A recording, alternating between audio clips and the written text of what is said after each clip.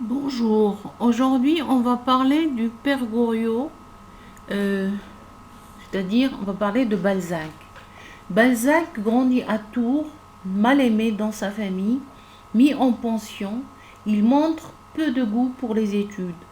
À Paris, installé dans une mansarde, il écrit des romans d'aventure sous divers pseudonymes.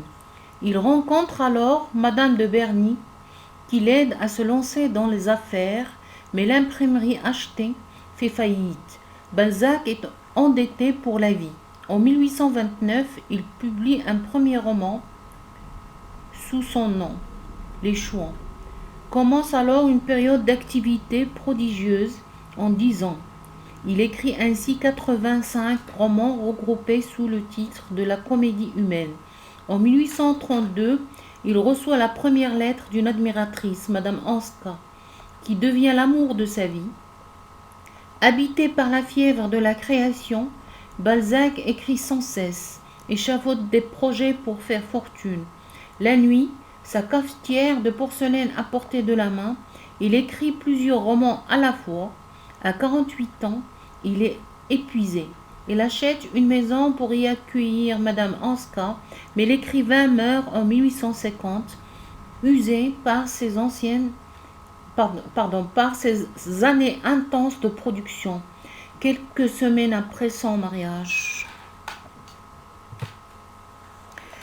À travers son projet romanesque et les moyens qu'il met en œuvre, Balzac apparaît comme le premier des grands écrivains réalistes.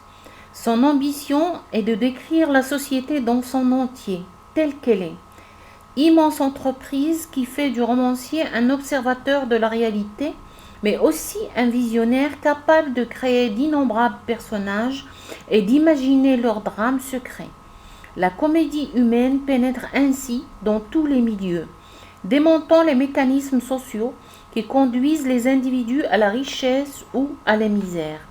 Dans 90 romans et nouvelles, à travers l'alternance de scènes tragiques et comiques, entre la vie de province et la vie parisienne, 4000 personnages animent cet immense assemblage de figures, de passions et d'événements. Un extrait du père Goriot. Entre ces deux personnages et les autres, Vautrin, l'homme de 40 ans, a favori peint servait de transition. Il était un de ces gens dont le peuple dit « Voilà un fameux gaillard ». Il avait les épaules larges, le buste bien développé, les muscles apparents, des mains épaisses, carrées et fortement marquées aux phalanges par des bouquets de poils touffus et d'un roux ardent. Sa figure, rayée par des rides prématurées, offrait des signes de dureté que démentaient ses manières souples et liantes. Sa voix de basse taille, en harmonie avec sa grosse gaieté, ne déplaisait point. Il était obligeant et rieur. Si quelques serrures allaient mal, il l'avait bientôt démonté, rafistolé, huilé, limé, remonté en disant « ça me connaît ». Il connaissait tout d'ailleurs, les vaisseaux, la mer, la France, l'étranger, les affaires, les hommes, les événements, les lois, les hôtels et les prisons. Si quelqu'un se plaignait par trop, il lui offrait aussitôt ses services.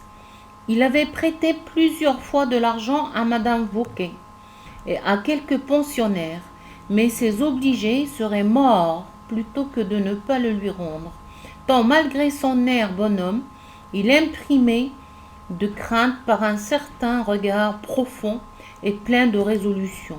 À la manière dont il lançait un jet de salive, il annonçait un grand froid, imperturbable, qui ne devait pas le faire reculer devant un crime pour sortir d'une position équivoque.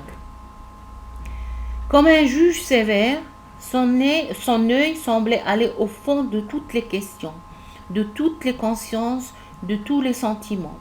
Ses mœurs consistaient à sortir après le déjeuner, à revenir pour dîner, à décamper pour toute la soirée et à rentrer vers minuit à l'aide d'un passe-partout que lui avait confié Madame Vauquet. Lui seul jouissait de cette femme. Explication des mots. Transition. passage d'un état à un autre. بالعربية مقابل عربي فترة انتقالية. Fameux, qui a une grande réputation, célèbre. مشهور. Buste, partie supérieure du tronc. يعني بالعربية النصف الأعلى من جسم الإنسان. Phalange, chacun des segments qui composent les doigts. عظمة الأصبع. Roux, d'une couleur orangée tirant sur le rouge. لون مائل للحمرة. Prématuré, né trop tôt, qui arrive avant le temps normal. بالعربية خدوج أو مولود قبل الأوان. Lion, qui se lie facilement avec autrui. ممكن نعطيو المقابل اجتماع بالعربية اجتماعي.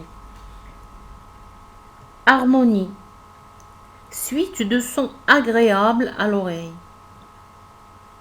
انسجام أو اتساق. Rafistoler, réparer un objet de manière imparfaite. Limer. La lime, c'est un outil de métal servant à entamer et user par frottement. Limer المقابل العربي اللي لقيت هو مبرود. Vaisseau, navire d'assez grande dimension. سفينة أو مركب. Imperturbable, que rien ne peut troubler. ثابت عند الشدائد. Équivoque, qui a un double sens. Ambigu. ممكن نعطيو المقابل غامض أو مبهم. Mœurs, comportement d'une personne, coutume et usage. ممكن نعطيوها التقاليد، أعراف، أخلاق. Décomper, c'est s'enfuir. هرب.